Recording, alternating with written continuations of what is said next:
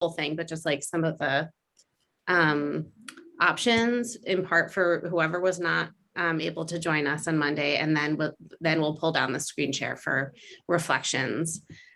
So anyway, it was phenomenal to see people in person. As I said, kind of didn't know how to behave.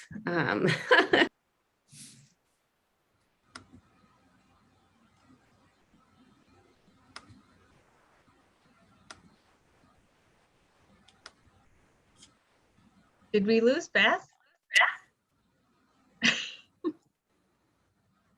You know what? I was. Let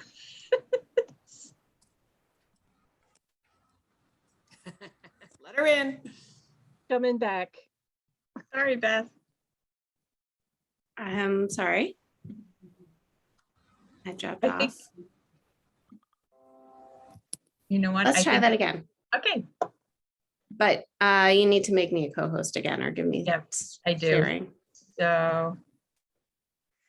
So for those, it was great to have so many of you participate.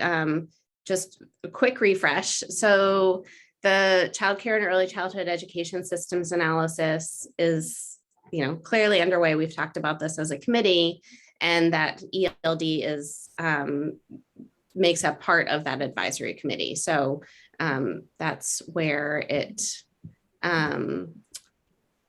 So Monday's meeting was our fourth advisory committee with Elliot Regenstein and Nasha Patel is on Zoom. Nasha's in New Orleans and Elliot came in from Chicago. So just a little bit of reframing. Let me, there we go. So anyway, just a couple slides around the role of Early Learning and Development Committee, really kind of stewarding goal 3. I know that you all know this, but it's a good reminder as we start our meetings. This is the VCAP image that we talk about so often in terms of 4 goals for the Vermont Early Childhood Action Plan. And this committee really is focusing on access to high quality opportunities for families, again, 0 to 8. So someone needs to go on mute, I think. So anyway, I said someone is whispering. Yeah, a little whispering. The goal of the childcare and early childhood education systems analysis is really to examine governance systems. And so what was presented on Monday was the result of the work that's been done so far by the consultants. And so what I wanted to share, especially for those who, here we go. Essentially, the consultants have come out with 2 documents so far. One was around major themes. So they did a whole slew of interviews and focus groups, including talking to the advisory committee, and came out with a document that kind of was reflecting the current state of our system as based on what they heard. We then responded to that about kind of what else people felt like was important to note around the system. And then they presented a second document, which I will put the link in the chat. It's up online on our website now, which is essentially governance options. So presenting roughly 5 governance options for consideration. And that's what was presented on Monday and then provided in testimony on Wednesday, and that was recorded. So and I actually think the presentation on Wednesday was more succinct. So it's a good opportunity if you wanted to go back or wanted to share it. The video from the legislature is definitely the one to share. So these are roughly the 5 options that they're talking about. A coordinated model, so which is what we currently have right now.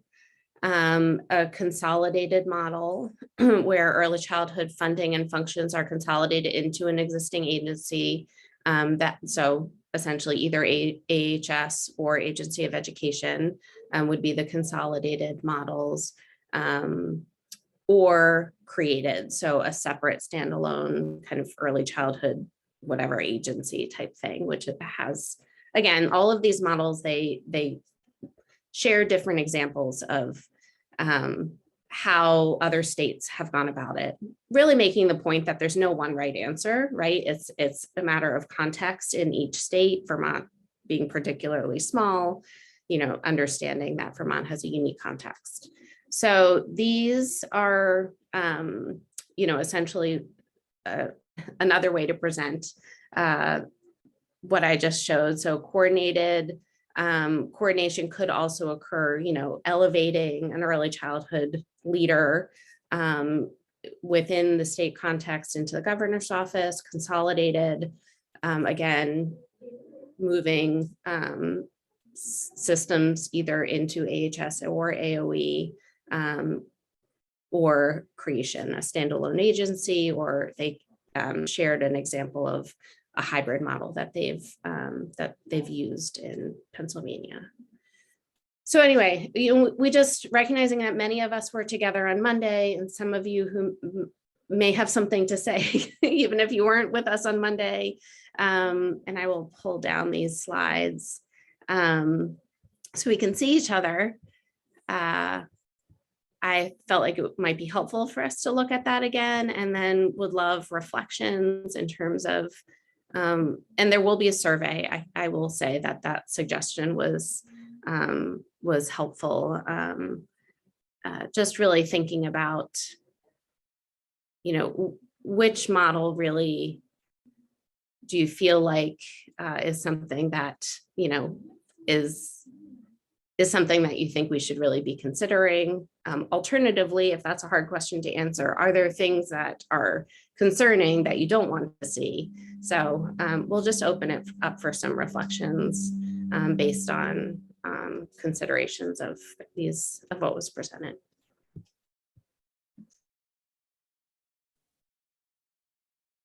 Thanks, Beth.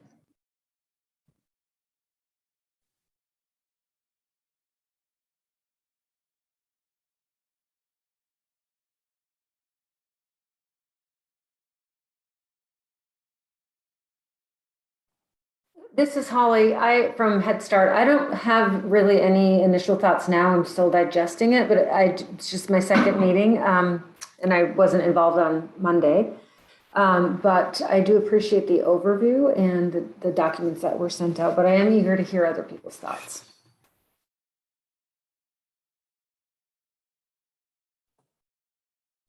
Beth, Eddie Gale, I would share one observation is when Teresa Wood said that if we're intending to put a lot more money into this system, then we do have to change the way that it's overseen administratively.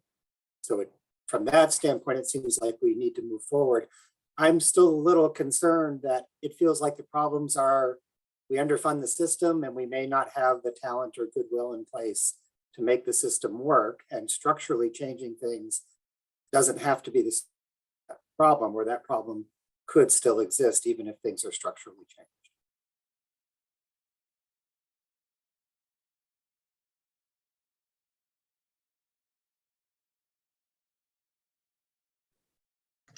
Thanks, Eddie. This is Janet with the Vermont Association for the Education of Young Children. I'll share a couple of things I shared on Monday, but we'll also share just sort of a broader reflection, which one is that, well, I guess the broader reflection really is it still feels like we don't have agreement, like fundamentally, on like what the role of government is in this system, and then, given that concept, what is the role of partnership, and what is the role of this committee, and what is the role of collaboration, and how that should be, what different levels of decision lie where. It feels like we still haven't gotten to, and I guess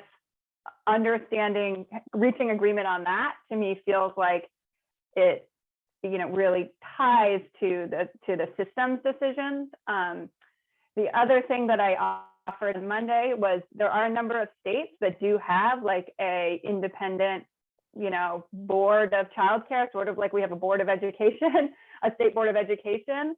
And so it feels like for option one, or for any of the options actually within a coordinated, within the system overall, there is also another option of saying, actually, we need to have an independent board that is actually tasked with giving some of those, with,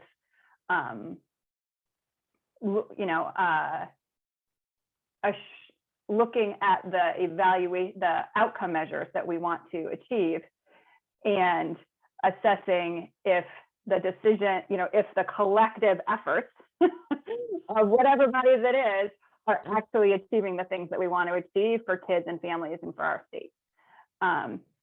So I feel like there's an option there.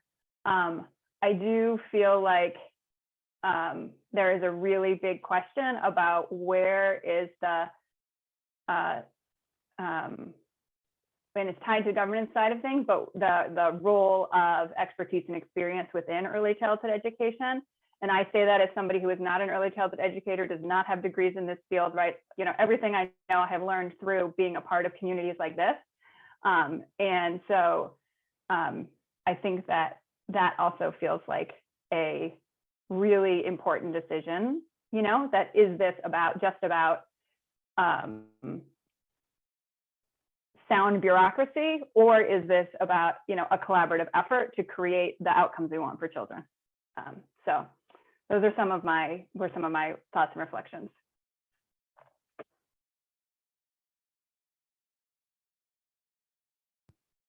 And this is Sonia from Apple Tree Learning Centers. I would dovetail off that to say that given the mixed delivery system that we have between, public programs and private programs, I think that collaborative effort is probably an absolute key, because however we structure this, I do feel like it is a collaboration between those doing the work and those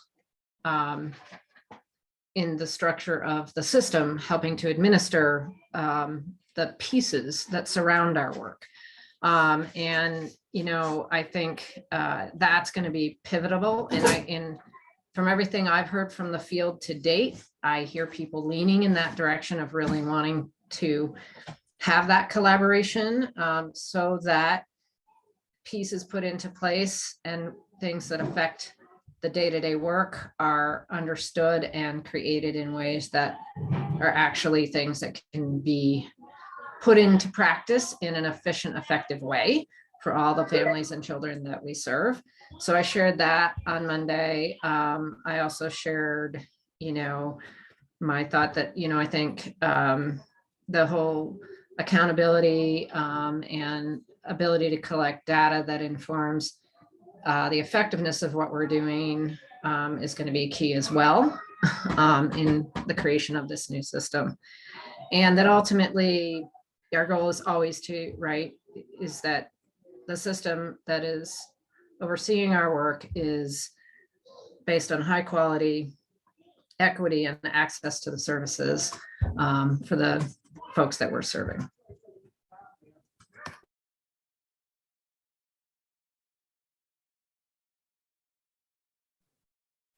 I just wanted to welcome Susan Titterton to the meeting. She's going to be presenting in a little bit later after this discussion, but I also welcome you, Susan. I know you've looked at materials and those things, so you're also welcome to share any feedback you have at this point also.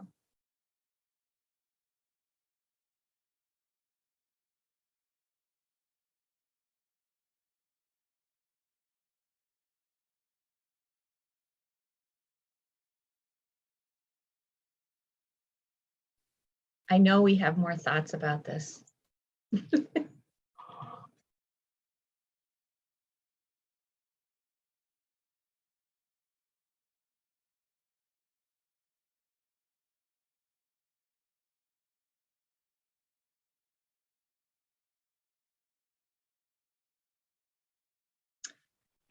Hi, I'm Alyssa from Feed and Sew. I am home in bed with COVID, so I might cough a little through this. Sorry in advance there. Sorry to hear that. Yeah, thank you. I'm curious about what the timeline would be if it was like an independent agency and I wasn't able to be there Monday.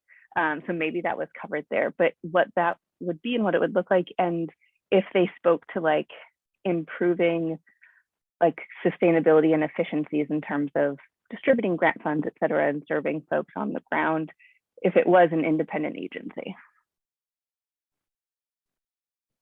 Yeah. Hi, Alyssa. I'm sorry you're sick, but appreciate that you could join us. At this point, the charge of the systems analysis is really to be able to do the work to really inform governance options, and not, there's not a timeline in terms of implementation. I think it's clear that implementation of certain models would be would take a lot more time and energy to get from our current state to what, you know, is envisioned. It's really the charge of the systems analysis at this point. The consultants will come out with a final kind of recommendations based on input that they'll get over the next month, and we'll come back to the advisory committee, to ELD and others in June. So that was the calendar invite you all got yesterday, which will have a final advisory committee June 15th. And then that they'll have a report to the legislature by the end of the month. And then it's really to the legislature, which called for the study, to be able to make recommendations or bring legislation forward. Other changes could happen in other ways, but that's at least a piece of it. Got it. Thank you. And Yeah. has there been a survey out to early childhood educators with asking for input or their thoughts or feelings, et cetera? Others can pop in here, but there's definitely been stakeholder engagement all along the way. There will be a survey for people to weigh in terms of actual governance options. That, you know, being able to respond to the survey in some ways takes, you know, looking at some of the other documents that they've provided. But certainly there will be a way for people to weigh in, and we'll probably have that out next week.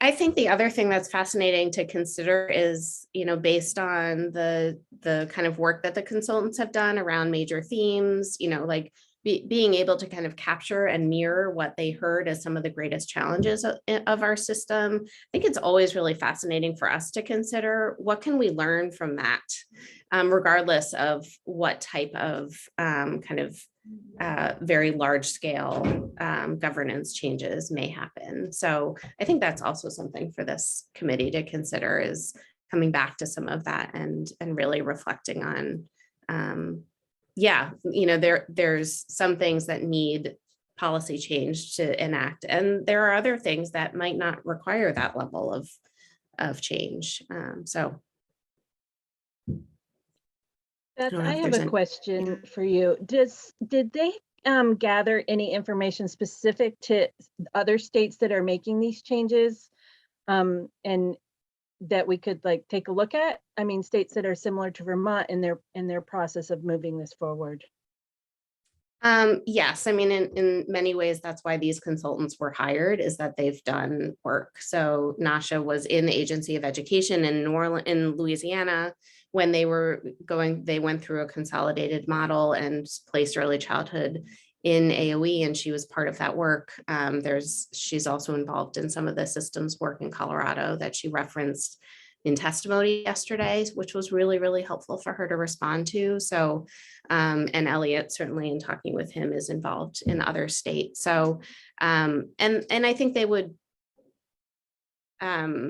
be able to come and answer questions if there was something that this committee wanted some more information about. Certainly could inquire. So I would recommend that watching the testimony may be helpful, especially where Nasha was asked a question specific to that, Jen.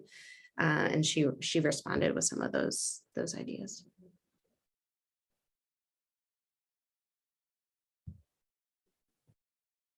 Beth, do you have a link? Oh, look, Lori, we'll go to you next. Do you have a link to the testimony that you could put in the chat sometime during the meeting so people could maybe bookmark it for later? Yes, I did. I did put a link in that's kind of the systems analysis page on our website, and that has all the links that you might need. Thank you. And feel free to share. All of that stuff is public at this point, and again, we'll have some kind of survey link out in the next couple of days so that people can, who for reason, we understand it's hard to be able to express how you feel in a meeting like this, for depending on folks' role. So the written feedback is really helpful. They really are looking for people's feedback about which of those options feel most viable at this point, or which options don't and why. Jen will also put those in the notes for us. So if you don't get it now, you'll get it in the notes. Lori, you were going to jump in before I interrupted. Good morning, everyone. And I'm sorry I wasn't a part of the discussion on Monday. I wish I had been. But something Beth said sort of triggered like a reflection for me. I did look at all the materials in the PowerPoint that was sent and looking at the different governance models. And I'm reminded that no system is perfect. So I'm not sure there's oh, this is the right one. But what I'm further reminded of, and to Beth's point about looking at the feedback, so systems change is really about changes in relationships within those systems. And we know that right from the relationships are the crux of the work that we do on the boots on the ground every day with children and families right up through. And I'm not sure, or I'm curious to know how much of a governance change will help improve the system, or I guess in my own mind, it improves it to a certain amount, but at some point it really is about looking about the relationships in those systems, those mixed delivery systems. Who are the people, right? I mean, just naming that, it's hard to even have a discussion at this table, even though we all have the same goal, right? We all are working for the same purpose. And I think that's the same in our governance structure in Vermont. Yet there's something about the relationships in those systems that seems to not work as well as what we would like. And so I wouldn't want to lose that piece. And I'm sure everybody here realizes it's oh, this is the fix. No, it's there's these layers that I think also deserve the time and attention if we're really going to get where we really want to be. That's all I have right now.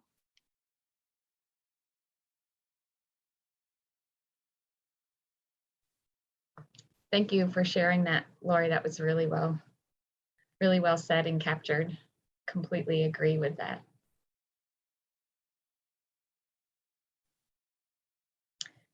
I think I'll just share some of the things that I've been thinking about, and what I shared on Monday is, for me, it really does start with an elevated position that has expertise in the early childhood field.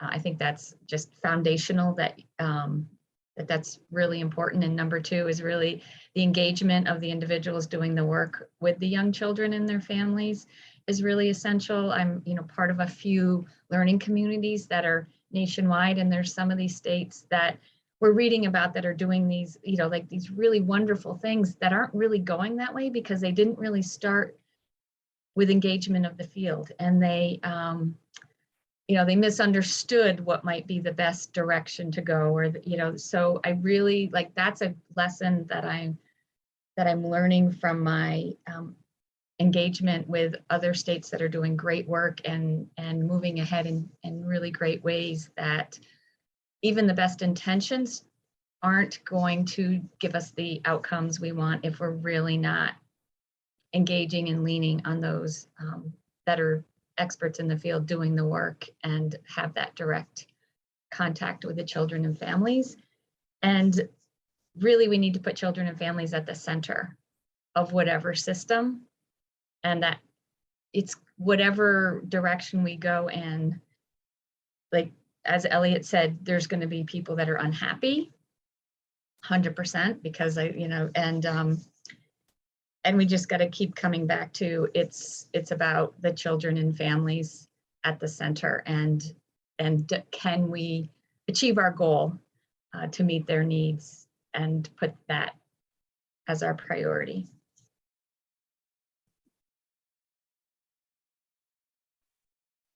Obviously been thinking about this for a long time, because I think this was I was in the very first ECLI class, and this was one of our thoughts, was we needed to somehow move this forward. But from Sherry's comments, I was thinking to have that elevated lead person who has the early ed expertise does seem to really resonate. Like, I wonder, I think we get lost in the agencies have so many other things. The big part of the agency, not necessarily CDD, but the Agency of Human Services or the AOE, the expertise is not always in. It's not always thinking of that first, or not thinking of the system as a whole unit. So, you know, now that I've worked in public school for several years, I know have both sides of that, but it's complicated in both ways, and you need someone who knows all of the parts and how that works for kids and how that works for families, or how it doesn't work for kids and families. So I do guess that sort of means I'm leaning towards that new agency idea, or not, that's not the right phrase, the created agency that move that ahead that way. So. Thanks, Shelley. We have a minute before we're gonna turn to Susan. Does anyone have any final thoughts or feedback? And certainly use the chat too if things come to you along the way. Welcome, Cynthia. We're just wrapping up our beginning segment where we were reflecting on what we know so far about the early childhood systems analysis and the current report. Great. Thanks, Sherry, and sorry to be late. I had a prior commitment. Thanks for joining. I just want to say, as a former early childhood educator, and I work with early childhood educators on the ground daily now in my role, and thank you. I think it's really key and important to make sure that we are really listening to, and that there is a representative of and for early childhood educators as we're moving forward, to really be able to listen and reflect and hear from what's on the ground. And was curious, as we're looking at these models, and we know that there are other models throughout the nation within each category, have we also heard from folks in those states about not just like what's going well, but what have the challenges been, and kind of what's come up in that sense along the way?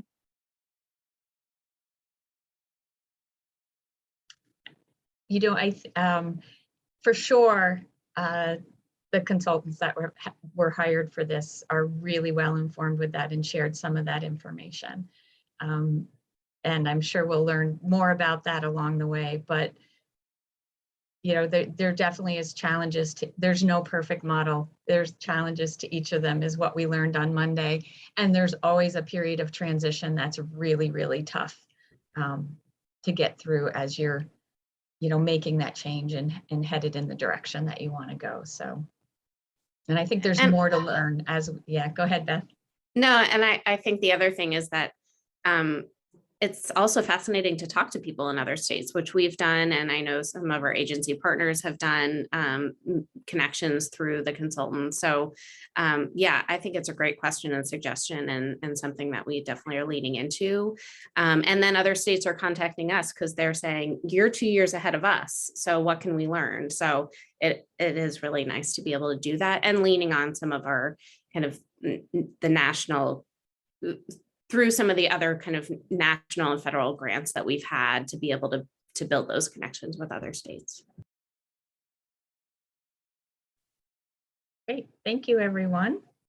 Just want to welcome Linda. We're about to transition, and I'm going to introduce Susan Titterton. and I'm trying to remember her title. She's the project coordinator for Vermont AYC, working on advancing early childhood education as a profession. We sent along some homework. You may or may not have done it, but I think the fun thing about the homework was that this work really came from the ELD committee and a report that was asked for from ELD, and then a recommendation that came from that report was, to continue looking at advancing early childhood education as a profession, and the work that they were doing at the National Association for the Education of Young Children. So it's fun to be here a few years later and have Susan update you in all the work that has been done. I think also really special about this project is the incredible engagement that has, the field, with the early childhood education field, prioritizing engagement with the early childhood education field, and nationally really being recognized for the amount of engagement that we have had. This is really about a field-led, program and movement, I guess is what I want to say. So I'm going to let Susan take it from there and say anything else about what she wants to say about herself. We decided to just have questions either in the chat while we're going through it, while she's going through the presentation, and then we'll have time for discussion also.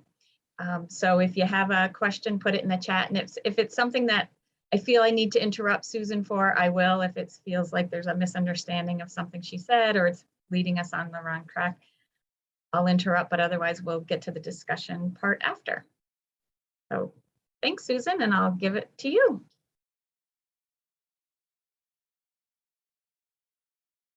You're on mute. Oh, Susan, you're still on mute. I know.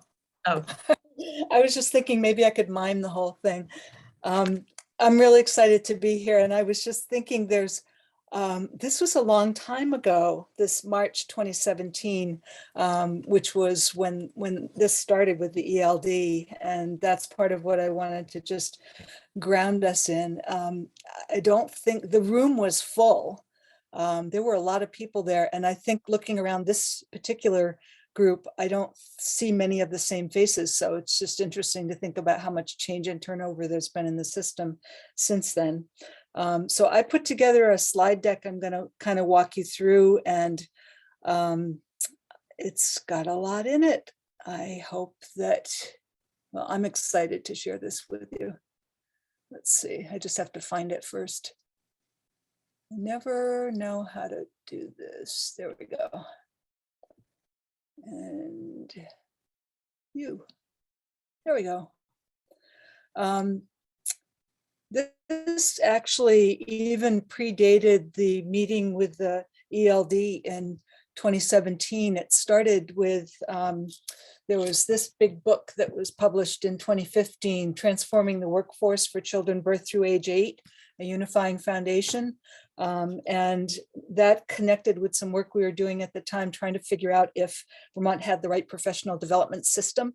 And one of the terms that came out of this national work was the concept of professional development acting as default preparation for people.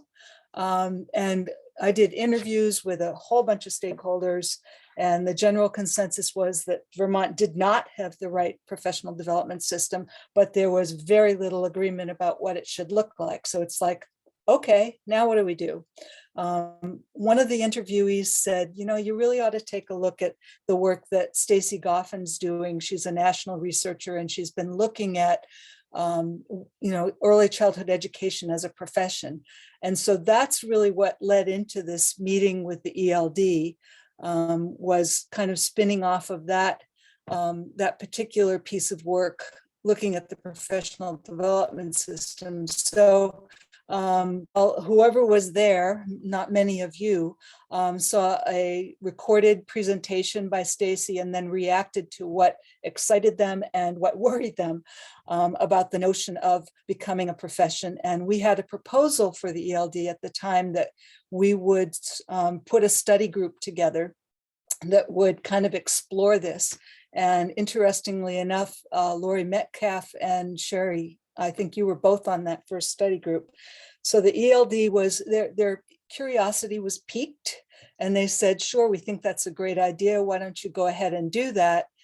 And so that group worked to study what this whole notion of profession would look like. We started to get wind of the Power to the Profession task force that was being newly formed. Stacy Goffin came to Vermont and worked with us on a few occasions. We had a big keynote at UVM and just started getting the conversation going around this idea. So then what happened was a report came out from the study group, and the next step was to take this bigger. We all thought that we needed to do more work with the workforce in general. And so I'm going to describe that to you a little bit. Let's see, that's the next slide. So this is kind of a graphic representation of what's happened and where we are now. Back in 2018, 2019, we took this bigger than the study group, and we had conversations all over the state, live conversations back when we could do that, explaining this notion of a profession, talking a bit about Power to the Profession, and then did a tremendous amount of surveying to ask people, what did they think we should do? We tried to make sure we were in every part of the state, had people who were working directly with children in various early childhood education roles. And you can see the results of the survey really pointed us in the direction of, yes, the will of the workforce was to find out more about this, to do more exploration. So phase 2, which we're just kind of stepping out of, has lasted for about 3 years. And basically what we did was took the unifying framework from Power to the Profession and took piece by piece by piece. The whole thing was just way too big to take out and have people wrap their brains around. And actually I should back up that the kickoff for phase 2 was the creation of a task force, which is started as 16 educators. We have 13 now who have continued through 3 years. They're from different parts of the state, different roles. Some are in family childcare settings, some in center-based settings. We have some public school folks, but all directly working, in the workforce with children. And so basically, we've taken piece by piece by piece out to the workforce over the course of the 3 years, asking them to what extent might Vermont choose to align with what's in the unifying framework. And I'll share the results of that with you next. Phase 3, which you can see at the top of this particular graphic, is where we are now. And I'm going to describe that to you a bit more later in the presentation. But taking a look at this phase 2, a little bit on the process. So what happened was the task force would study the unifying framework, what exactly was being recommended, create a discussion draft, and then we built presentations, and later they became Zoom presentations and professional development. But we built the presentation around what was being recommended and what the task force had to say about that. And we shared that with people. And I think, Beth, you made this point a minute ago about, with the early childhood systems analysis, it's hard to respond in an informed way to a survey and to a request for feedback unless you understand the territory. So we were really careful to take good information out to people. And then during the presentations, following the presentations, there would be a conversation with intent, as we called it. We would get summaries from those and really comb through what kinds of things were people saying. And then we would also do surveying. So what you're going to see in each of these slides is kind of the result of that whole process that started with the task force, went out to the workforce, came back to the task force, and then went out again in a consensus document. You can see at the top of the screen the time frame for working professional identity, the number of participants who came to these presentations, and then the number of surveys that we got back. And then you can see below the results in terms of what the consensus was, and it was to align with the recommendations. And I just want to make an important point here for each of these pieces, that the consensus documents that come out at the end talk about the ways in which people said, yes, I agree, and their concerns, because there were always concerns and questions that came up, and those are going to be and continue to be really important to not only acknowledge but think about in any kind of implementation, that we don't just rubber stamp this and say, yep, this is it, but we're looking at what are the nuances and how do we make sure that folks know we really heard them. The next piece was 3 designations. And you can see those are early childhood educator 1, 2, and 3. We also explained and talked about the recommendations for preparation pathways, and those line up with the designations. There was description about scopes of practice, what you would be qualified to do, as well as how this connects with compensation and responsibilities. And again, across the top, you can see the number of, let's see, I think I'm hiding on my screen. You also, I didn't mention this before, but I know you can see down the right-hand side of the screen, the percentages that we were getting of agreement with the recommendations.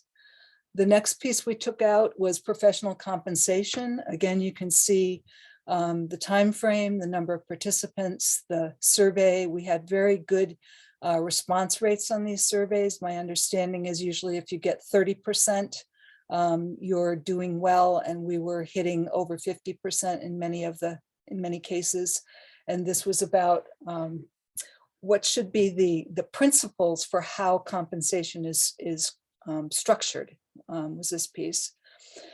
Most recently, we have just completed a cycle around licensure.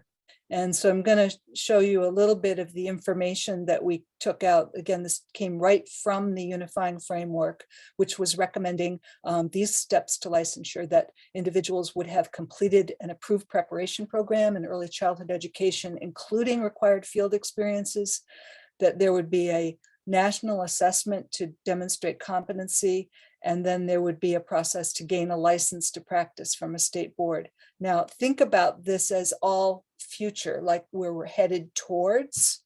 I would tell you, for example, that the national assessment is years away, but that there are things that can start to happen at the state level and in the meantime to move in this direction.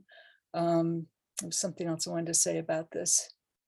And I know.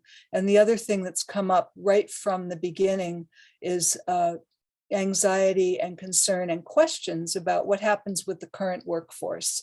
And so I'm going to address that a bit in a later slide, but we're keenly aware, as is the unifying framework, that there needs to be a bridge for folks in the current workforce that acknowledges their years of experience, expertise, that's part of the mix for current workforce folks gaining their licenses, that they're not going back to square one and starting over again.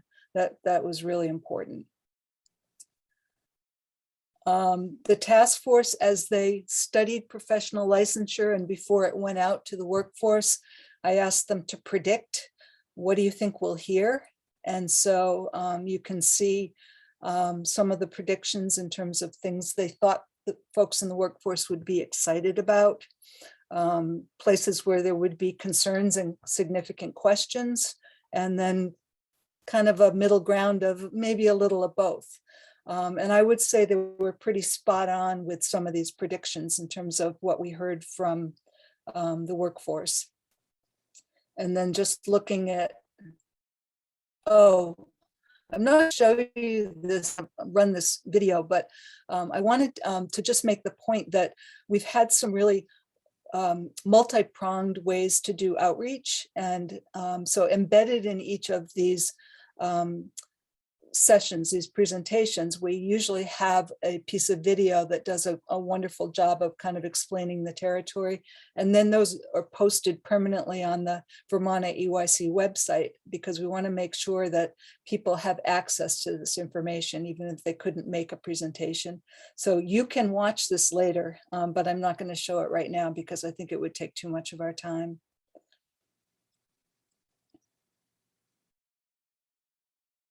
So here's what we heard back about professional licensure. You can see again the time frame, the number of participants, and the surveys, and then how people responded. And so this was another example of a yes, we think this looks like a good idea, and we have these concerns or questions. And the key ones for this particular component were around how is experience and professional development going to be part of the mix? How are we going to be responding to the sort of unique, the special circumstances that folks who are working in family childcare home settings may have? And what about the assessment? Is it going to be a test? And so we embedded information about those things in the consensus document, which is about to come out. Really important things to consider. So back to phase 2, as I said, we're just kind of moving through that phase and starting to step into the territory where we need to think about what's the answer to the question we've heard all along, which is how would this even work? Like, what's it going to look like? What does implementation look like? And here's a place where this is no longer going to be a conversation within the early childhood workforce per se, but it needs to be a shared conversation with the ecosystem. And so we've just started this work to start to do some design thinking about what different pieces of this might look like.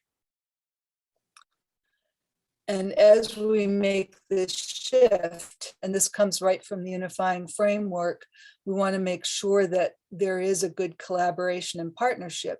And so as you can see, and I'm just going to read this to you, the unifying framework urges that the voice at the forefront of implementation must be the early childhood education profession, and that as different entities, federal, state, local governments, agencies, move forward to implement the recommendations, they must engage regularly and meaningfully with early childhood education profession, ensuring that the educators who work with children have a central role in shaping the present and future of their profession. Sort of having a meaningful seat at the table. So we are trying to live that in the next piece of the work that we're aiming for. And let's see what's next. Oh, I made a mistake when I made this slide, and then I decided I liked it. This was something that was a key piece of especially the most recent round of outreach that we did, was and this slide was used in it. It was the notion that, if we're talking about individual early childhood educators being licensed to practice based on this shared set of professional standards and competencies, we need to talk about professional compensation at the same time. We can't just be talking about raising requirements without also at the same time talking about compensation. And that's where sometimes efforts fall apart, is people feel like they're required to do more and there's not a payoff. And just to take that in the opposite direction, that the case for increased professional compensation is stronger as we start to have a recognized profession. So these two things kind of interact with each other. So in this phase 3, as we're starting to do some design, we'll just describe some of the design teams that are working this year. There's a career pathways design team that's looking at what might the career ladder need to look like or become if we're talking about these 3 designations rather than 7 or 8 levels. So that's one of the teams that's working. Second one, and I think that Sharon is on this no, she's on the third one. The second design team is representatives from higher education programs that have early childhood education programs. Katie Northey from UVM has been leading this group for a couple of years. It's included Champlain College and St. Mike's and Castleton, UVM, CCV. And basically what they've been doing is really innovative work to take the professional standards and competencies from NACCE and look across all their programs to see how they're aligned with those. And the sharing, the cooperation, the collaboration among programs that you might think of as being in competition with each other has been notable. And I think they are unique in the country. I don't think that other states have been doing this level of collaboration among preparation programs. The third design team is looking at what for that ECE 1 level, what might the preparation pathways for that look like? ECE 2 is an associate's degree program, ECE 3 is a bachelor's degree, but what would that first pathway look like? And what would a Vermont version of that look like?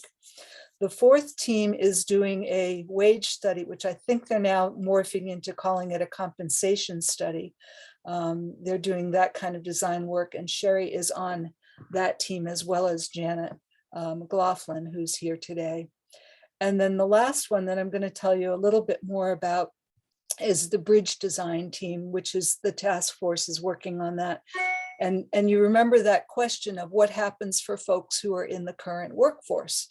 How is their expertise and their experience going to be honored and valued in this process? So Jenny Stearns, who is a professor at St. Mike's about to retire, and also on the board of the Early Learning Center, which was reformed a year or so ago, has been leading us and helping us with this. And we're designing a pilot, which we're calling the Establishing Equivalence Pilot, which is the bridge for the current workforce.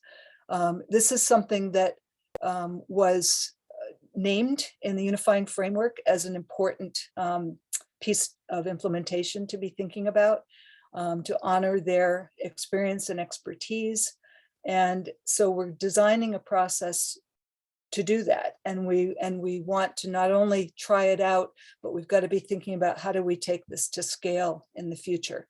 And how could we create something that a future early childhood education profession board in the state might adopt and use? So instead of them coming in eventually and being given a blank piece of paper, we can say, here's something that we created, designed, tried. We think it would work well, and we can recommend its use.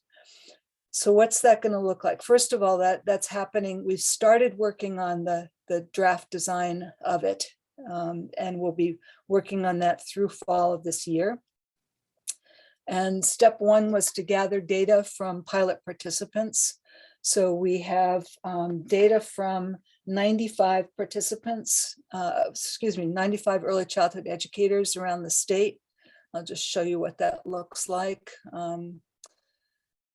And so for each person, we had them fill out a worksheet where they identified their role, their current role, their education, years experience, additional college credits, professional development clock hours. And then the task force went through and said, in this future system, would this person be a clear designation? So you can see number 2 looks like a clear early childhood educator 3, or is it unclear? And we need to figure out a way to look at their experience and their professional development. And so you can see in this column, all these yeses are folks that we're going to be inviting to the next stage of this pilot work, because we want them to be partners with us in figuring out what this process could look like. So that's that. Let me go back here. I'll close that. So we've done that, and whoops, and we're getting ready to move now into steps 2 and 3. And step 2 is going to be to draft a design for how will we value and validate experience and professional development. And then step 3 is once we have a design for what that process could look like, we're going to invite all of these 60 people, as many as would like to actually try it out, to go through the process of submitting their information and then seeing how that works out. So I'm not going to go into more detail on that. I just wanted to give you kind of the rough idea of where we're headed with it. Let's see what else I had here. Oh, yes. So we put, I don't know if you saw our most recent newsletter, but we put out a piece on this pilot, which is something that people have been anxious to hear about.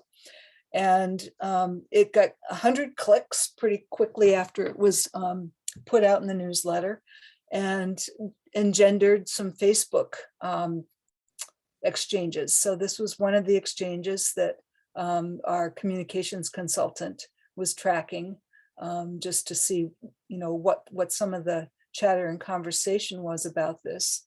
And then she said, hey, is there a task force member who would like to respond to this? Let's keep this conversation going. And so Tammy Hazlitt, who's a family childcare, early childhood educator on our task force, wrote this up. And I just thought this was really framed, talking about the task force process, being thoughtful and respectful of each member's unique viewpoint. We have approached our work with a very inquisitive and broad lens. I thought that was great.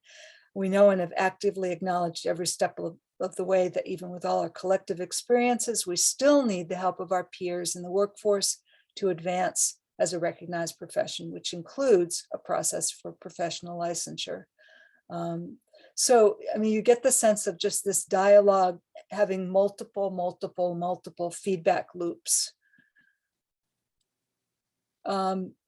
So a next sort of big piece of beginning to think about implementation in 2021, almost, gosh, it seems forever ago, NACU sent us the first draft of model legislation that would eventually go out to the states to revise, tweak, and make their own. And at that time, we were asked not to share it. And then they got really busy with Build Back Better and all the advocacy they've been doing around that. They have since formed the National Commission, which is going to be announced any day now. And Vermont will be invited to have some of our folks apply to be on that commission. And they've started working on a second draft, but I wanted to show you just a little bit. First of all, they're calling it the first draft was called the Early Childhood Education Professional Recognition. And they have embedded, it's really built around the unifying framework. Once we get a chance to share it out and read the next draft, we'll see those fingerprints. Actually, I should say that structure. It's like the framework for this whole act.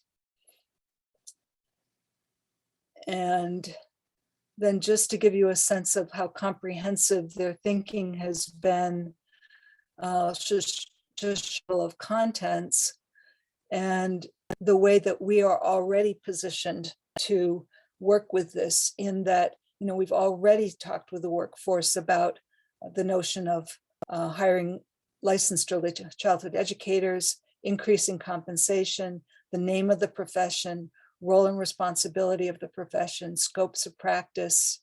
All of this in green is about the state level professional board, and that I have a significant proportion of early childhood educators as members. We've talked about licensing. So anyway, the professional standards and competencies. So we've set the stage for some of this to be make sense to people, and for people in the workforce to say, oh yeah, I know what this is talking about. I remember the piece. So I wanted to share that, and I'm almost, let's see, a couple more things. Just to give you a sense of the multi-pronged outreach and communications we've been doing. We keep putting out many ways that people can be engaged. We're just starting some pieces of a professional identity campaign so that we can actually get the terminology and the name to shift. We're running a whole series of getting up to speed sessions so that people who hadn't been involved previously can be aware of what this work is about. And it's tied to an initial basic Vermont EYC and NACI membership if they attend. We're talking about Vermont EYC as your professional organization, out to some of the folks who come to so many of the conversations and say, how else might you like to be involved? We have ongoing newsletters and blogs, and anyway, that there's a lot going on there. So what have we learned? Well, we learned that generative change is big. Start with one piece at a time. And I will just share with you, the task force and I were exceedingly overwhelmed when we got started on this. This is from January 2019, looking at all the different parts of this unifying framework. And so part of what we knew was, even though everything connects to everything else, start with one piece, study it, understand it, take it out to the workforce, have dialogue, reflect consensus, give people time to come along and to sort of build their thinking, their understanding. I won't show you this piece, I'm sure you've seen it, but we did learn and continue to remember that we need to hold tight to the source documents. The unifying framework has been our roadmap. It's tempting sometimes to say, well, this is what I think, but we want to always go back to that source document if we're building a national profession. That's really important. We have committed to a trustworthy process, and that was actually reflected, if any of you saw, there we go. Go back. If any of you read the compensation consensus document, the task force wanted to put right into that document, and this is what it looks like. You can find it on the website. What does it mean, trustworthy process? This is a message from the task force to the workforce. We are you, we hear you, we give honest responses, we are your voice. So the importance of that is paramount. It's been important for the task force to think about what our role is and what our role is not. That it's not about having to figure everything out. It has been about building shared knowledge and consensus. And you can just imagine the early conversations and well, wait, what about, and how would that work? And we could have been chasing our tails for several years without keeping clear on the role. And then this should be evident as well, building on past work. If you read even that report to the ELD, you can see that this has been growing, and carefully tending to this work over years. The last thing I have here, I won't play right now, but if we have time at the end, I think you might enjoy seeing this. It's a brief 2-minute video that's part of the beginning to build that professional identity campaign and the name, the early childhood educator.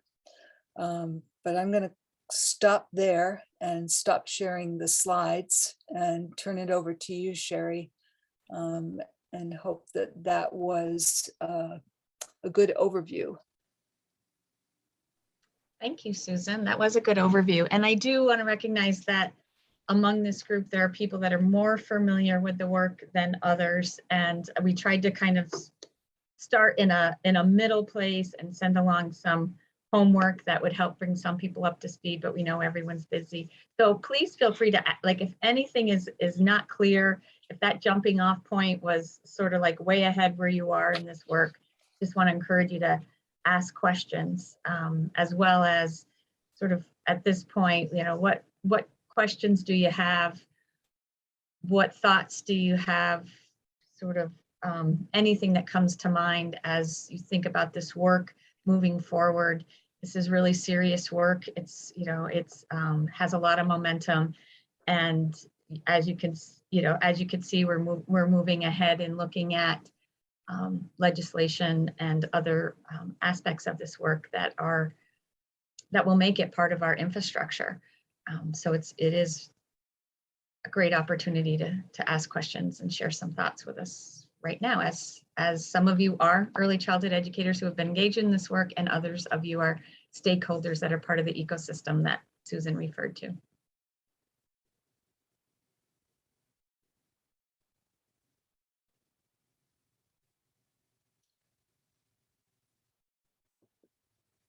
Sherry, were we going to do this as a round and ask each person if they had something that struck them as important and something that raised a question for them? What were your thoughts about this? We could start that way for sure. Does anyone want to go first?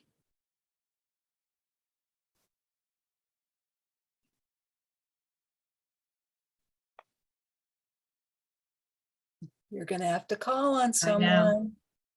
And I'm going to take notes because I'm really interested in hearing from you what struck you and also any questions that came up. I'll go first. Oh, I was going to say I can go first since I was the last one to join. So we have Linda, Alyssa, and Cynthia all lined up. Perfect. Okay.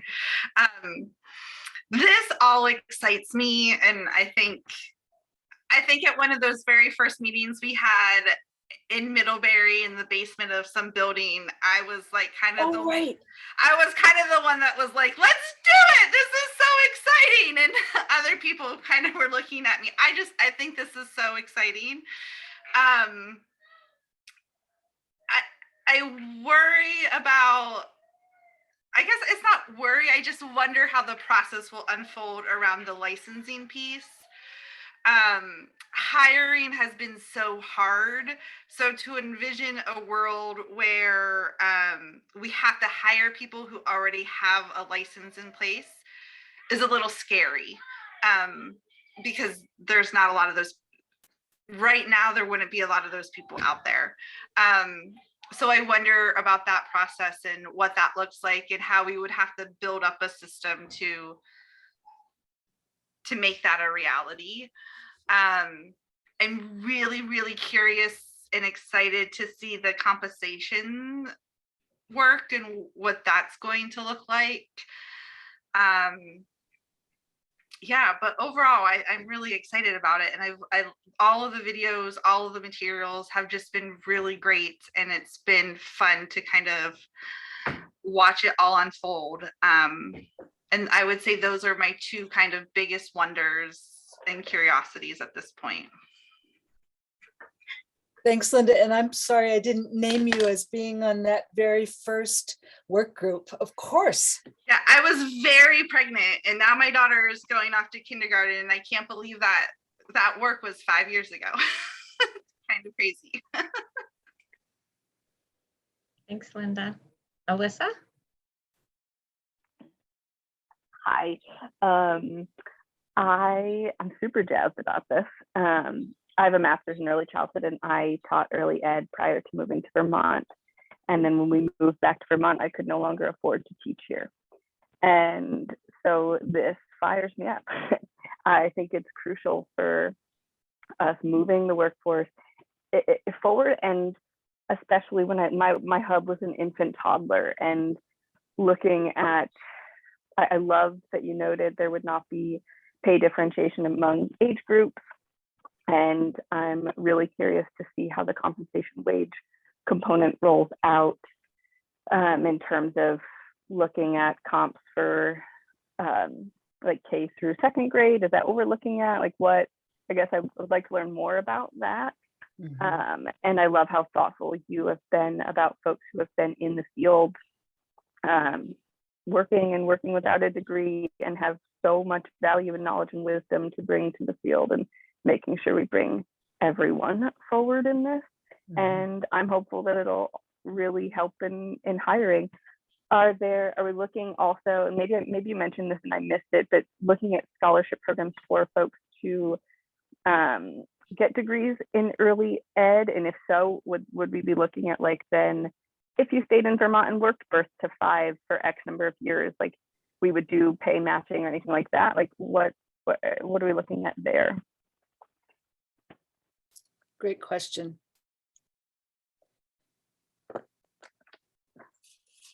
Sherry, I don't know if maybe we should keep going, and then if we have answers to some of these You know what? questions, we can. I think we should keep going. And there may be an opportunity. I had mentioned to Beth that the compensation design team might present in a future ELD meeting. And these are great questions that we could help form that presentation on if we decide. So that might be an opportunity too. Thank you for tracking the questions, Susan. Yep. Cynthia. Thanks, Sherry. I too am just wanting to share deep appreciation, both to all of the people that have been, monitoring and shepherding this process, with your deep commitment to making sure that the field is highly engaged in it, and then deep appreciation to the field for showing up to this conversation. This is not easy. And I'm also an early educator who also left the field like Alyssa, because I could not really afford to stay in it anymore. And so I just appreciate all of this work. It is super exciting. And like Linda, I can't believe it's been 5 years. Some questions that I have also thinking about folks like Alyssa and myself, I'm wondering if in this process, the groups might consider, in the bridge work in particular, how to maybe, and it would probably come up in compensation too, as I'm talking out loud here, but I'm thinking about those of us who have left the field, who might want to get back to a classroom. And what are those on-ramps to recapture people who might have left the field because compensation was a barrier, and who might want to re-engage? Will there be bridges, again, to Linda's point, that there are some of us out there who might want to get back into this, that could ease some of those hiring issues if some of this work included those on-ramps. And then last, just thinking about, to Susan's point, taking small steps, the long haul. And so trying to think and be positive myself, but wondering how can we support the field to take this really long view that we're not going to change the whole system overnight. And so how do we keep energized? How do we take those baby steps, and what are the processes for course corrections if we step too quickly or need to step sideways? So those are just all the things I've been thinking about. And thanks, this has been an amazing presentation. Thank you. And boy, I never thought about that on-ramps for people who want to re-engage. Brilliant. Not that, everyone who's spoken is brilliant, but that was like, oh, of course.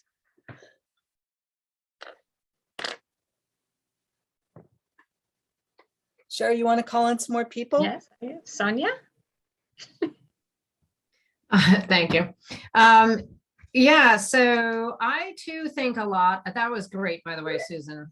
Just incredible presentation. So easy to understand. I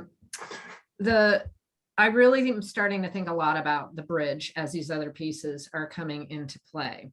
And I'm also thinking a lot about our pipeline, right? And everything that some of the current pieces that people are working on to help build the pipeline into early ed. Whether we do licensure or didn't ever do licensure, we have a huge issue regardless. So I'm sort of interested to see how it develops as we're creating these pipelines, how we get those folks licensed before they get in, right, in whatever capacity, and how we create the entry piece is important as well. So there's probably a bunch of people that would be not in 1, 2, or 3, ECE 1, 2, or 3, but are looking to enter. And I think how we construct that entry will be important in the future as well, to really prep people for who wish to move beyond entry, because of course there are always people who might like to stay right there, but I don't think it's a lot of people, and an easy way for them to continue to be supported to move forward. So I do think of that. And then I wonder too about, that what I think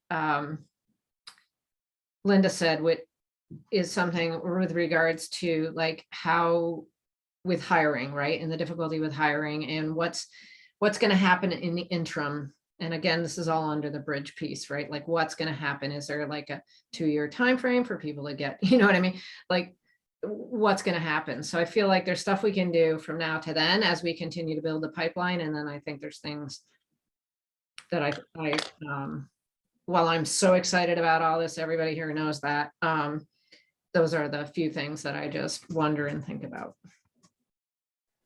Thanks. Thanks, Hi, Anya. Sherry, I can pop in. This is Holly, unless you had, are you going in order? No, you can. Oh, no, you can okay, sorry. jump in. I have another meeting at 11:30, so I wanted to jump in. I'm new to this group, so I have a lot of catching up to do and a lot of reading, and I appreciate all the links and this presentation. And I hate to be a copycat, but I would echo the sentiments of everyone who spoke already. I have concerns around entry into the field. We're seeing, specifically with the Head Start program that I work with, that the number of college graduates in ECE is just dwindling. Locally, we have a lot of relationships with the local colleges, but we've been talking very preliminarily, but thinking about engaging with technical schools around childcare certificates, and just thinking about how we can get parents that we're serving experience in the classrooms, funding professional development for those parents through the grant that we have for training and technical assistance, and also cultivating a more diverse workforce. Increasing the workforce is, of course, essential, but also increasing a diverse workforce is also essential. And I'm thinking of diversity in all sorts of different ways. So I'm really interested in that pipeline that people have been speaking about. Sonia mentioned thinking about apprenticeships, and I'm going way out there for a second. I haven't read all the materials and I don't fully understand any plans or thoughts in place, but the idea of stipends for centers who have qualified staff and who are willing to mentor or host people for apprenticeships, I think would be a really interesting way to highlight the professionalism and quality of teachers at centers while giving really practical, joyful, wonderful experiences to people who are thinking about it. Because, you know, essentially what connects all of us are wanting to have high quality environments for children, you know, to learn and to grow and to thrive, and to have childcare available for families who want to work and people who want to move to the state. You know, it's connected on so many levels. And I'm just really thinking about the incredible work that centers are already doing and how can we get the younger group in. And I also love the idea of getting people back in. We're constantly calling and emailing old colleagues to try to get them to be substitutes or, you know, observers for CDA programs, or coming back to work in a different role. So it's, you know, dire time out there, but I think it's a real opportunity. Thank you, Holly. Becca. Hiya. So I want to remain positive in this conversation, but I also get really frustrated with the fact personally that we've been having this conversation for so long. And so I think we have this push and we're at this crisis point, and we need to move forward, right? Like we can't wait. We've already waited a long period of time. That being said, like we've made great progress, right? So two kind of things that I jotted down listening. One, I kind of have talked about in other circles around the time frame, right? So there are a lot of really great initiatives that are happening to get providers into this pipeline. Where we kind of fall down on that piece, right? Janet, I saw you nodding like this is our conversation yesterday, right? Where that takes a turn, right, is the amount of time that people higher up in agencies or funders or the legislature want to have a completed action, right? So, for example, the provisional licensing piece that's going on at AOE, there's a multitude of kind of space in those cohorts And it's not that the method isn't working, it's that how do we get people enrolled in it? How do we get people through the process of gaining their provisional licenses? And so, you know, the legislative funding piece, like people, we have this tuition money that people aren't using, but it's not that we're not using it. It's that people are still planning kind of, you know, well, what class will I take? I can't immediately sign up as a class, decide that I'm committed to doing this, and complete my class in a short period of time, right? The funding has only been out there for a minimal period of time. And then I think about the second piece about this is how do we get the word out, right? We don't have a structure around outreach and dissemination of information, right? So how do we get the word out about these tuition experiences? How do we get the word out about provisional licenses? How do we get the word out about, you know, some of the, Sonia, I'm going to completely screw up the name of it, but the, you know, the projects that we're doing as individual kind of regions where we're really taking somebody from untrained, interested in being in an ECE program to at a minimum being the base level employee that we need. And so I guess for me, the two pieces are kind of how do we present to people who need to know that we are working through this, but there's a time constraint and we move on a different structure.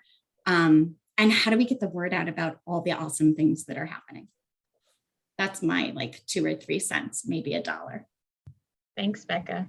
You do a great job on social media, getting a lot of word out there. So I do love appreciate my that. 754 people. Appreciated. Shelley. Hello, I'm eating my lunch over here, prepping for our meeting. So I'm not starving. Yes to everything Becca just said. We have been having a similar conversation for a long time. And so I was thinking about through the presentation and through the conversations, I love the idea of bringing back people who may have left the field because they couldn't afford to stay, or retirees, like, you know, so some of us are in that close to that population. Like there are ways to reach out to retirees who have licenses. There are tons of people out there. If you're looking, particularly if you're trying to fill your Act 166 void and you need somebody part of the year, like there's some ways to use retirees. And we are doing that. I also thought of how we coordinate the professional development with higher ed and what they're teaching students. I know a lot of students end up leaving the state, but anyone who stays here should be aligned with our system. I mean, are they being trained in the pyramid modules? Are they, you know, the kind of things that help support people in the classroom? And then I'm not on the license regulation review committee, but there is couple early ed school people who are representing all of us, and we all are wine because the meetings are from 6 to 8 on Mondays for 6 weeks in a row. But she sent me her notes and I haven't had time to read them all, but I know there's a discussion about I can't remember who said it, but the diversity in the workforce and how do we help people enter the workforce who might have qualifications of other countries or not qualifications, if we're looking even for a GED, and that's not even possible when you have moved from a country and you're a new American. How do we help support those people that come into our pipeline when they have some interest in doing that? So so that's what I was thinking about. Thanks, Shelley.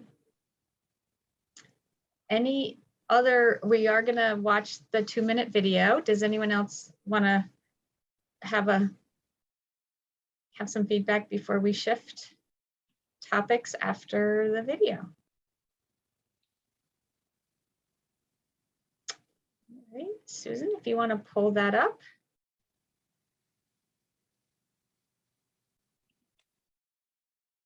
It's coming.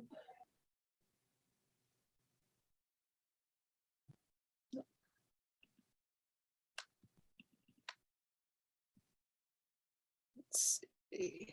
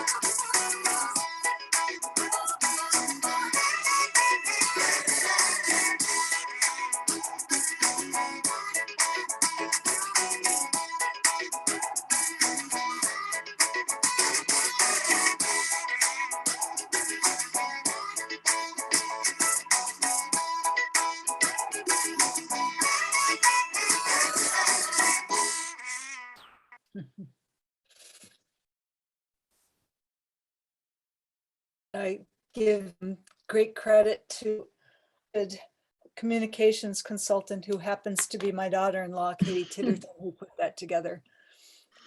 There's a lot of great videos on the Vermont AYC website that will help you fill in some gaps. And also Susan mentioned, and you can look on the Vermont AYC website, the Getting Up to Speed, which is an hour. So if there's still some gaps or you want to know more, you can sign up for one of those quick sessions. So thank you, Susan, for that presentation. That was really great. And thank you everyone for your feedback and your questions. And we'll think about how to include them in a future discussion and presentation. And thanks to Janet, who answered some of those in the chat. So at this point, we are going to shift to the Child Development Division updates from Leslie. I think Nicole, yep, Nicole is still here. So I will just turn it over to them.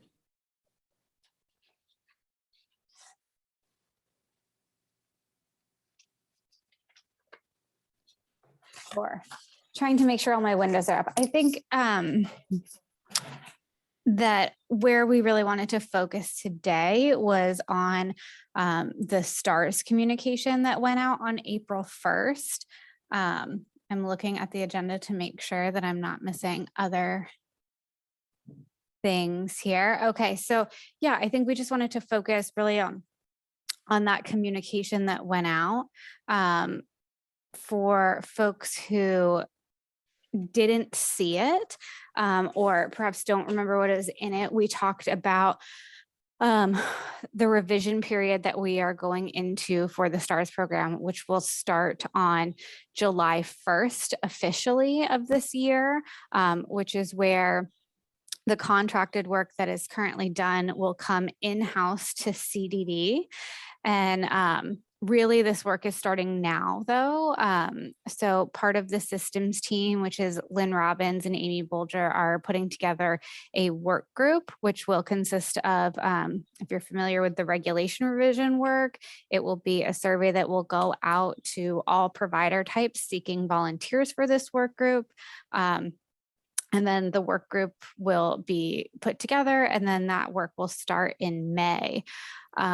Specifically, what we're looking at is looking at the work that was done through STARS evolution, which there was a lot done to plan for phase 1, which was completed in 2019, and then to move forward in phase 2, which was really halted, a lot to do with COVID really. And so we have like a strong foundation there of a route to go towards more of a continuous quality improvement model, moving towards a block system in the lower levels of STARS with kind of a menu of quality indicators, which is what just was discussed during the evolution process.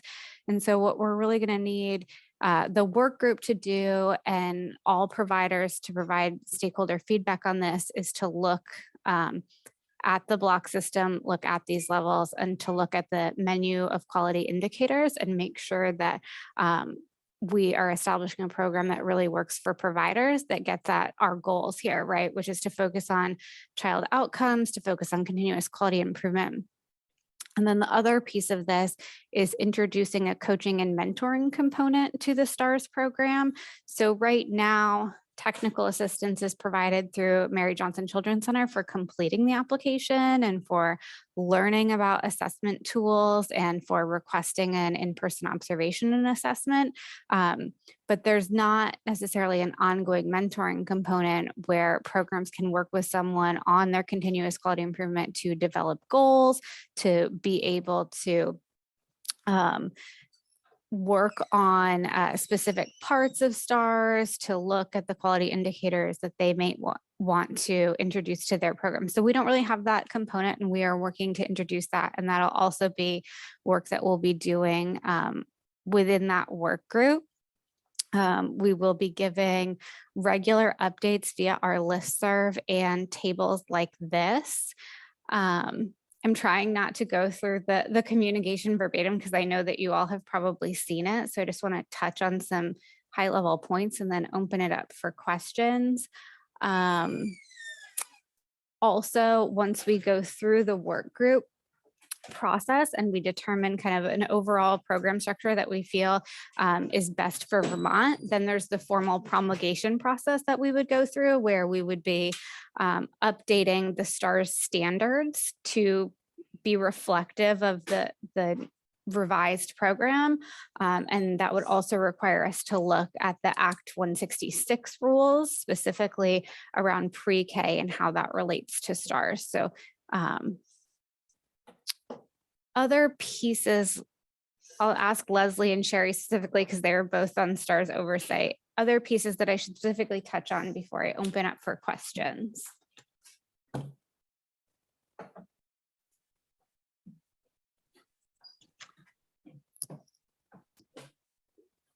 can't think of any. I think that was, I'm trying to think if that sounds like a good starting point for questions that people might have. Okay. Yeah, there was two other things in the communication. One was the posting for the two positions that will be internal, that will assist with the administration of STARS. And then the other piece was about Title 16 language, which is specifically about how, I guess, stringently the STARS levels are laid out in the education statute, but that's it's kind of a separate conversation from just talking about like the revisions to STARS and what we're planning and what we're looking at. So Nicole, I want to thank you for that communication. I think there was a lot of energy, there was just a lot of concern without having all the information. So that was great. And I'm curious if there's going to be something else that you'll be able to share in terms of like what the process will look like, what the timeline is, in a little bit more detail than what you've shared. Yeah, so right now, like I said, we are working on getting this work group together. We really want to make sure that the work group is as provider heavy as possible, and that we are doing the work groups at times that are convenient for folks that work in the field, right? So we're probably talking about some evening meetings here. We are constructing that work group. And our plan for communication is to put out a formal communication once the work group is selected to say, here are the people in your region that are going to be on this work group. Here are the mechanisms that you can provide feedback if you're not on the work group by either contacting this person, contacting CDD. And we are working on putting a collector tool up on the STARS section of the website, which I will share as soon as that's live so that we can be continuously getting feedback from providers and from families who access care, right? And from there, what I would say is that, and I'm sorry if you guys can hear a cat, it's distracting me, is that we will be putting out communication really every time that work group meets, right? To say like, what progress was made, what decisions were made, where do we need additional feedback? So we're hoping that once we get the work group going, that we can really have a much more robust communication going out. And one of the positions that was listed in the communication is a communications and outreach person.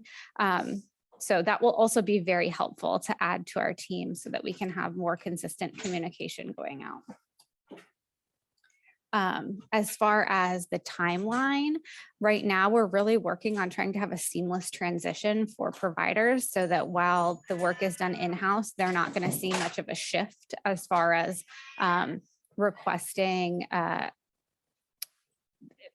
assessment and completing applications. We're hoping that that can stay as status quo as possible while we're going through the revision period. But obviously with transition, there are some kinks that we're working out.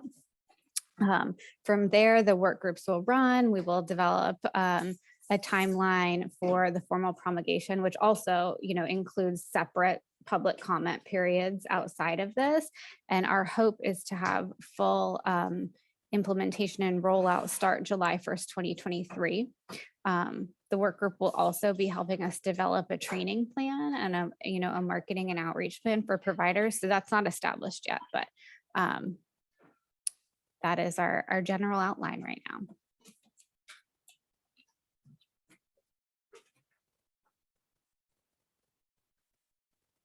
I see Janet. I don't know if there's other people with questions either. Sorry, I'm only seeing 6 people at a time, but go ahead, Janet. I hope I didn't skip anyone.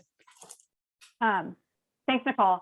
Yes, this is really helpful to see and to understand. I'm just curious. Let's see. I have a few questions. So one is I just love to understand. I know at various points you've talked about sort of working with federal TA and just trying to understand sort of like, what that looks like in terms of the process. And I also, part of the reason I'm thinking about that is because I know that, several years ago, as we were doing our, during the STARS evolution process, there was a lot, I think, I remember looking into what was happening, how Pennsylvania did this. And I thought that it was it looked really strong to me in terms of sort of for every measure that they were considering. They really went out to the field and sort of said, for this measure, like, do you think that this is actually an important measure of quality, like based on the research? And they would give them the research that would support it. Do you think it's manageable for you to actually measure, right, and collect the information? And like, is it actually, and then like, do you think it could be a really reliable measure? And that seems like so those sorts of questions seemed really useful. And so I just was curious about how you're going to be incorporating some of the lessons learned from other states. So I think that that's a really good outline of what we're looking to do with the work groups and what we're looking to put out for wider feedback. It's hard for me to kind of speak to it in detail about like, and this is what we'd be looking at in the tools, and here's the research. I'm not an expert, right? Like, but we are having federal TA do that and present that to us, right? Like we've been talking about just internally, what are other states doing? We've looked at it at several other states. We've looked at different options as far as how many tiers, what the blocks need to look like, what the quality indicators are, what the research is around that, what tools are used, what most, if there's an endorsement system or a badging system that goes along with it, kind of just really understanding what frameworks are out there and then having those discussions like you're outlining right now. But Debbie from Build, and we also have representatives from OCC and ICF that will be part of these conversations and part of helping us outline what we're going to be talking about at the work group. So we can really ask these questions and outline, like, here's the research, here's why we're looking at this. What are your thoughts? Thank you. And I just want to add one other comment, which is that I really, one thing that I think would be helpful throughout this process is to really articulate what the goals are for the STAR system. And maybe you feel like that is clear, but I'm not sure it's like a shared understanding, and trying to figure out how we can continue to message around that. So, right, is it to, is it to support youth improvement? Is it to support families in making, having information to make their choices that are right for them? Is it to support the costs associated with increased quality? And I understand that it's going to be kind of a blend probably, but I think that really being clear on like what is the purpose of the STAR system, and if there's a primary purpose, articulating that really clearly, I think is something that, because it's been with Vermont for so long, people have layered their own assumptions on it based on what their own particular interaction with the system has been. And I think that articulating that really clearly throughout the whole process would be, I know it would be helpful for me in being able to talk about it, and I imagine it would be helpful for others. Yeah, certainly. And I think that this ties into what you're saying, right? We are going to be doing some mission and vision work around STARS. I think that's something that we intend to actually talk at this table about more in depth as well, which I think we need within the mission and vision to be reflective of, like, what is the purpose of this program? What are the main goals? Sherry, I feel like there was somebody else's hand up too, but I lost them. No, I haven't seen anyone else's hand up. So I Okay. think, yep. So I have just a comment and a few questions, and I don't want, you might not be able to answer them, but just I want to put them out there to be thought about. So first, I just want to remind us that Cure IS was really a program nationally that was started really based on the lack of preparation and skills of the early education field. So it really was about like sort of a workaround to what we felt needed to be in place for children that people didn't enter the workforce ready for or prepared for. So I really think we need to keep that top of mind as we're doing this other work and making investments in the workforce. When we think about the envisioning and the goals and where the system really can enhance and support. So that's number one. Number two is I really think understanding what is important to families. And I was, I'm happy to hear you're thinking about that already, but that it's a system that's transparent and it reflects what families are interested in knowing about. And then two other things is how, like, thinking about how will this work, be linked to other work that's going on, like the work, advancing as a profession, like the ELD committee. Is it bringing it to different groups, to say, this is where we're at. What do you think about that? What do you think about this? Is it in your survey, making sure some of the participants are, if they apply, or maybe they're linked to other work groups, and at least asking that question. And then finally, I said this at STARS Oversight, but I've been a member of a few of the regulatory work groups recently, and overwhelmingly, the people in those work groups have been in the field for decades. And I really hope that any group that's established, because this is another example of, we're talking about a future system that we wish to have for children coming along, includes some, newer early childhood educators to those work groups. And no offense to any of my colleagues on this call who have been in this decades like me, but I think there really needs to be a mix. Yeah, all great comments, Sherry. And I do have a note from oversight too about that, about new folks to the field and just making sure that we have like a diverse group, right? Not just regionally, but also like experience level. And yeah, so I do have a note about that. Can I ask, what is the role of STARS oversight with this? Like if there's going to be a work group set up specifically around the transition, I wonder, I'm not serving on that group anymore, so. So STARS oversight, we just met and we plan on running that group until June. I think we need to see how the work group that is supposed to be designated to do this work kind of pans out, and there's more discussion about that. I don't know how much duplication there would be there, which is my concern. I don't want to have like duplicate teams, and we have asked members of STARS oversight to volunteer for the work group. So I think we're still kind of working that out, if there's going to be a role during revision or if it's an advisory committee that would come back as we're starting to roll out. I think certainly with the training plan, and I'm really just giving you my brainstorm here.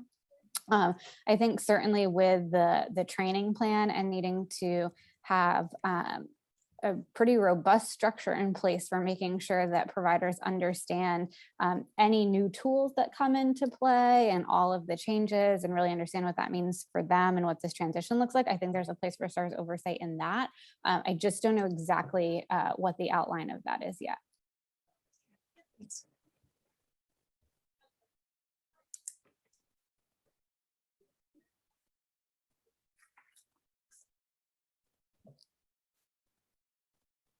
I see Eddie Gale has his hand up.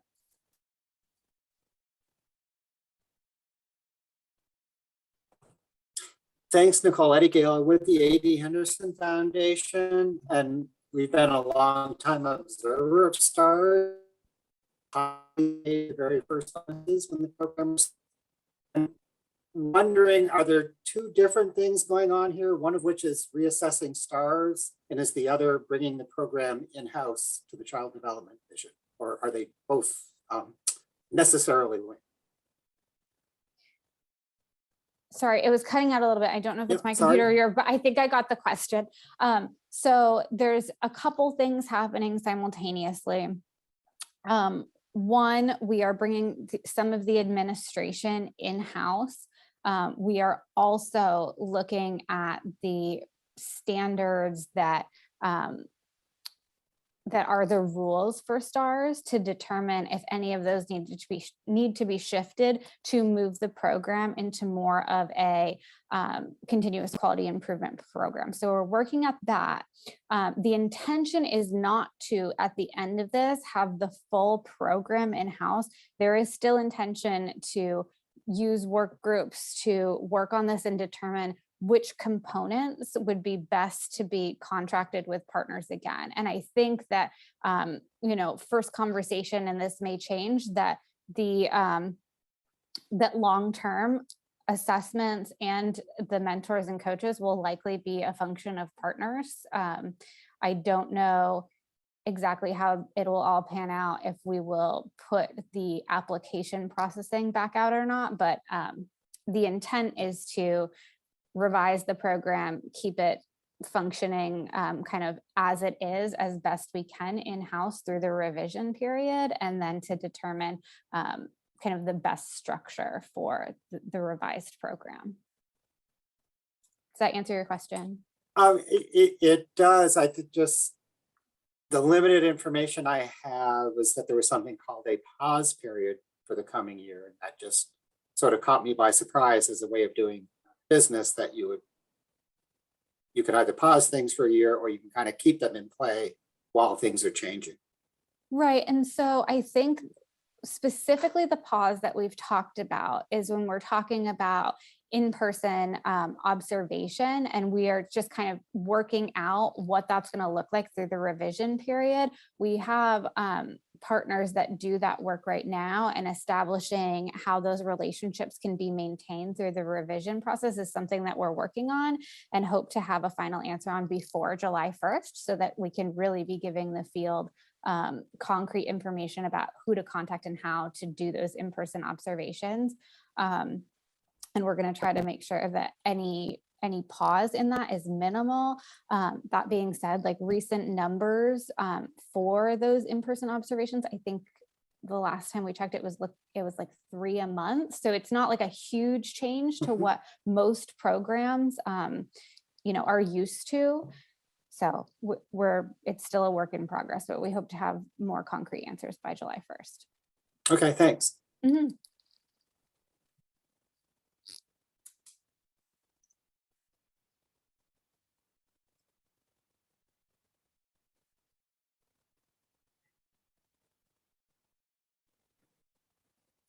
Any other questions for Nicole?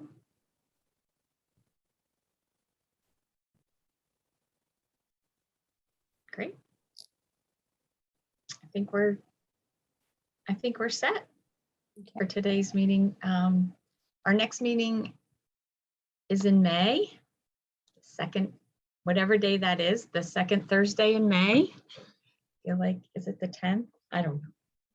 I think it's the 12th. Yeah. It's the 12th. Okay, yes. Then the next meeting will be May 12th.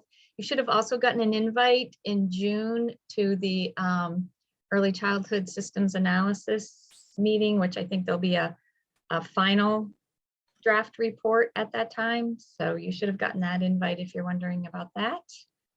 And thank you everyone for today's meeting. We'll be getting the recording out and the notes out. There'll be lots of links in the notes.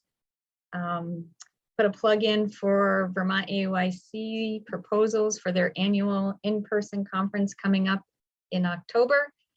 There's a link right there. Click on it right now. Submit your great idea. Thanks, everyone. 50th anniversary. 50th anniversary. Come on. So thanks, everyone. Sorry, can I just say, Yes. I didn't see Sonia's chat, so I just want to acknowledge that I have now seen it and that I will absolutely make sure that you get the survey when it goes out, so you can say that you want to volunteer and give your availability. Just wanted to acknowledge that I did see it now. Oh, thank you. I didn't see it either. Sorry, Sonia. Thank you, everyone. Have a great rest of your day. Bye.